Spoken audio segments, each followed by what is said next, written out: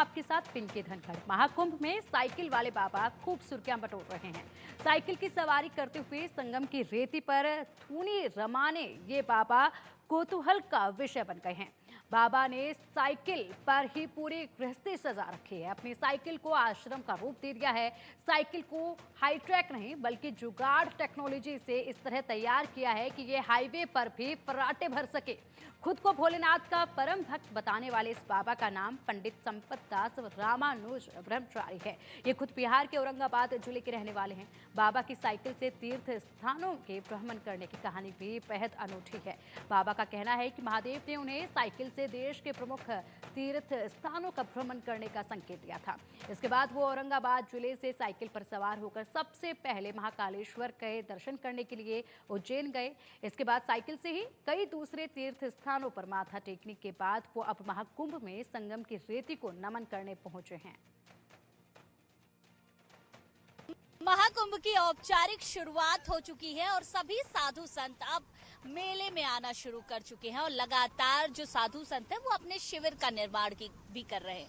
हमारे साथ एक ऐसे साधु हैं जो साइकिल से यात्रा करते हुए यहाँ महाकुंभ के परिसर में पहुंचे हुए हैं और गंगा के किनारे ये साइकिल से पहुंचे। पहले देखिए कि ये किस तरीके से बिहार से चलकर आ रहे हैं। उज्जैन में इन्होंने महाकाल के दर्शन किए और दर्शन करने के बाद ये साइकिल से पूरी पदयात्रा करते हुए यहाँ प्रयागराज पहुंचे हुए हैं। महाराज जी, पहले अपने बारे में बताइए, आपका नाम क्या है, कैसे और कहाँ से आप यात्रा करके आ रहे हैं?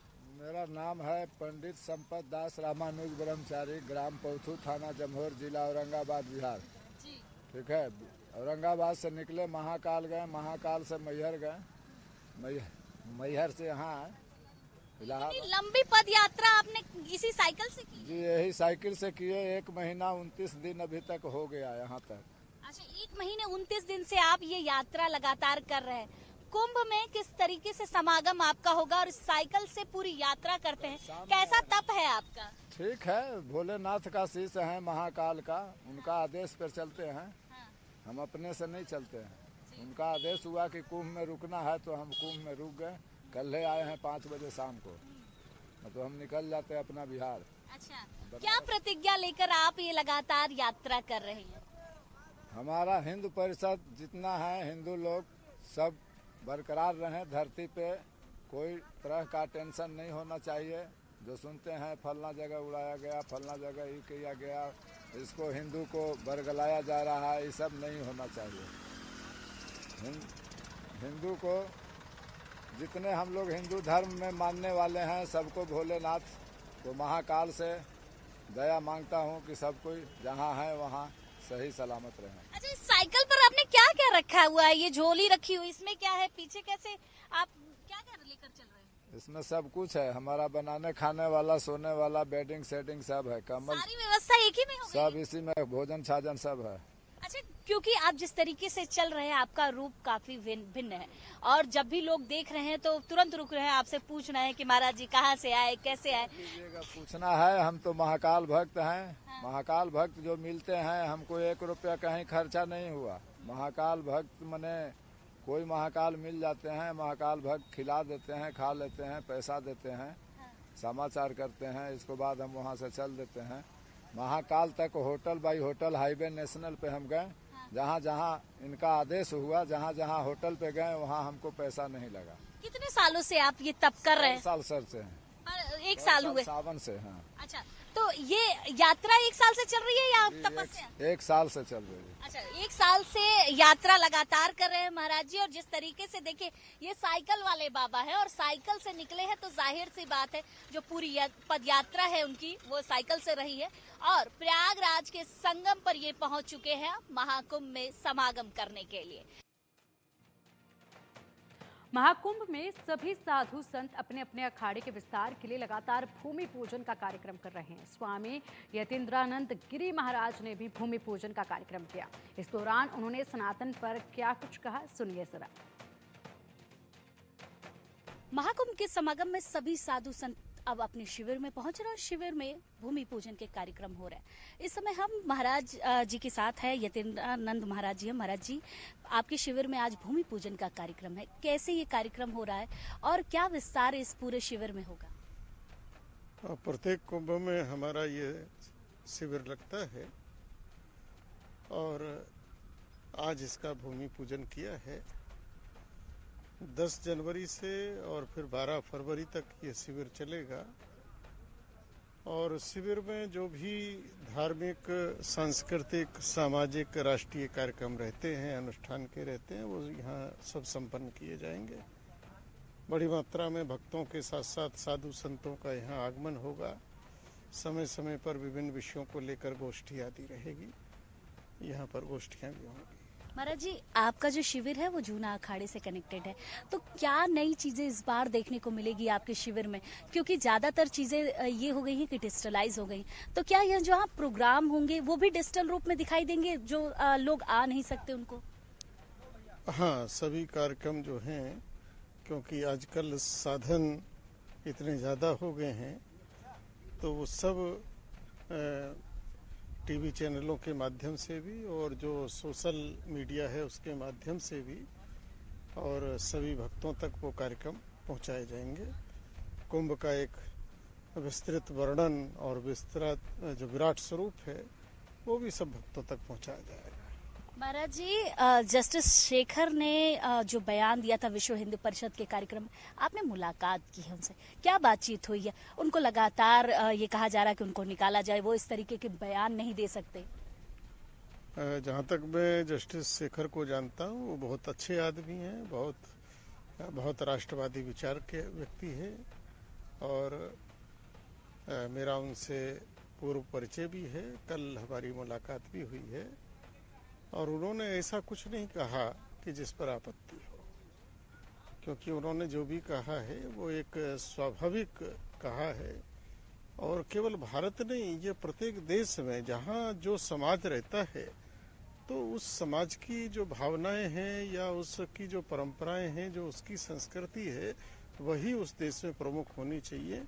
तो उन्होंने भारत के विषय में भी वही बात बोली है जो पूरे विश्व में लागू होती है। कोई ऐसी आपत्तिजनक बात उन्होंने नहीं बोली है। महाराज जी, एक प्रतिष्ठित पद पर रहते हुए ऐसे बयान देना कहीं गलत नहीं है?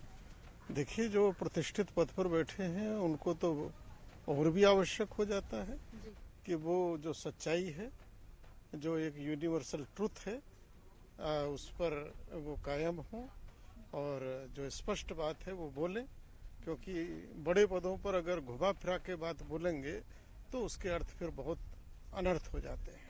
महाराज जी, एक और सवाल आपसे।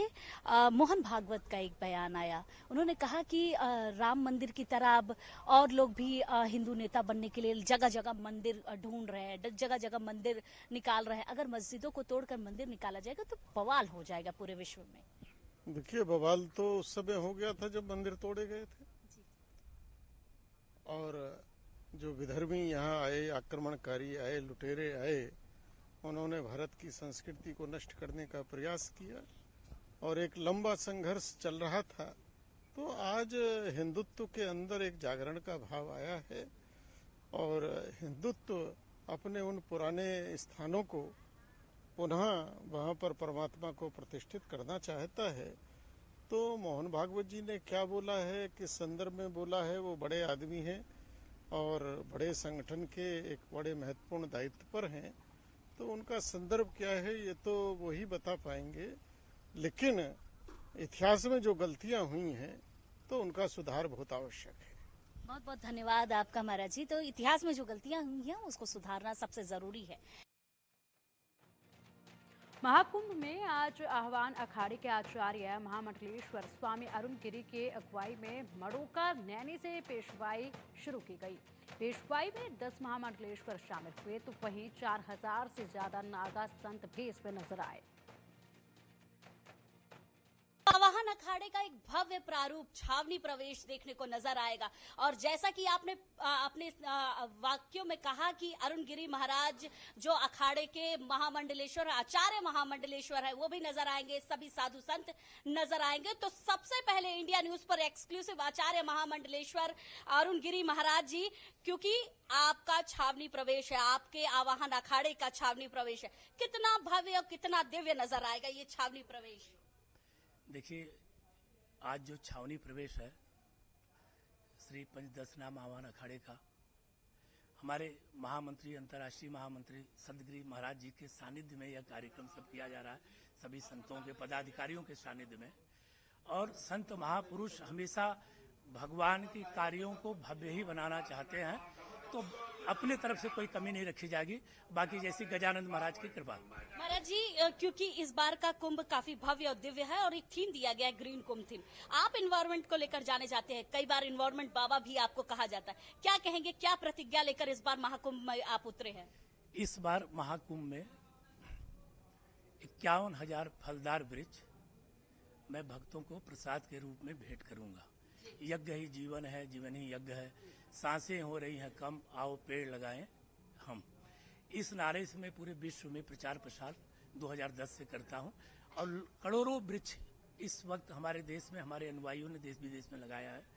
तो इससे मैं इस बार ऐसा संकल्प दिया हूं, एक नारा इस बार और नया दिया हूं 2 महीने से, कि मैं किसी जन्मदिन के किसी कार्यक्रम में लोगों ने मुझे, भक्तों ने बुला लिया, तो मैंने कहा मैं एक शर्त पे आऊंगा, जन्मदिन को किस रूप से मनाया जाए, जन्मदिन पर्यावरण दिवस के रूप में जब मनाओगे तो मैं आऊंगा, 2-2 वृक्ष लगाने का संकल्प। तो वह भी अभियान हमने इस देश में चालू कर दिया हूं श्री गजानंद महाराज जी की कृपा से। आज इस छावनी प्रवेश के कार्यक्रम में बिहार सरकार के हमारे बहुत प्रिय शिष्य हैं, डॉक्टर अशोक चौधरी जी कैबिनेट मंत्री हैं, वो भी मुख्य अतिथि के रूप में आए हैं। और हमारे धर्म के कार्यों में, हमारे पर्यावरण के कार्यों में उनका बहुत बड़ा सहयोग रहता है।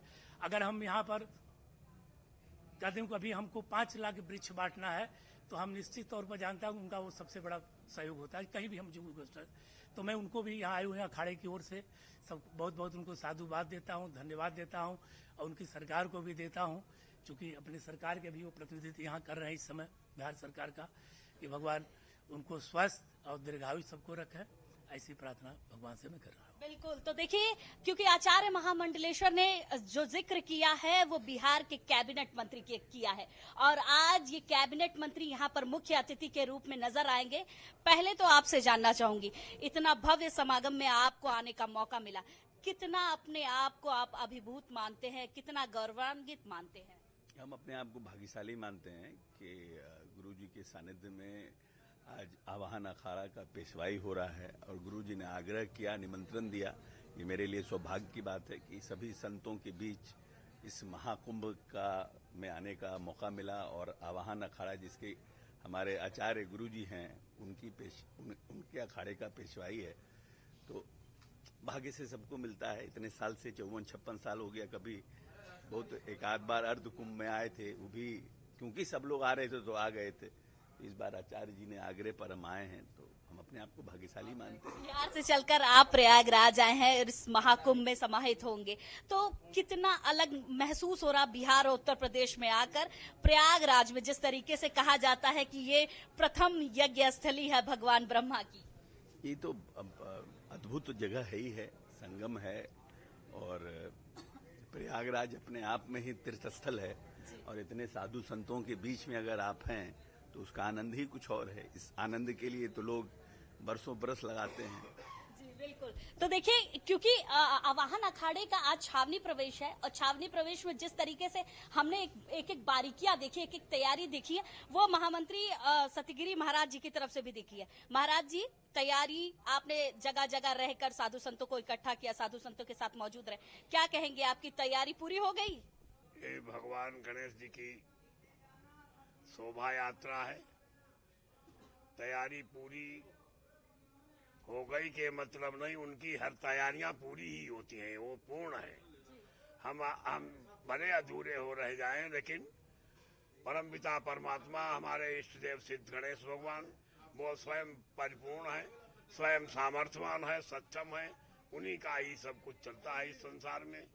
तो उनकी भव्य यात्रा और दिव्य यात्रा, इस आवाहन अखाड़ा शिविर, काली सड़क त्रिवेणी सड़क के बीच में जो आवाहन अखाड़ा शिविर है, वहीं धर्म ध्वजा के पास छावनी में प्रवेश करेगी।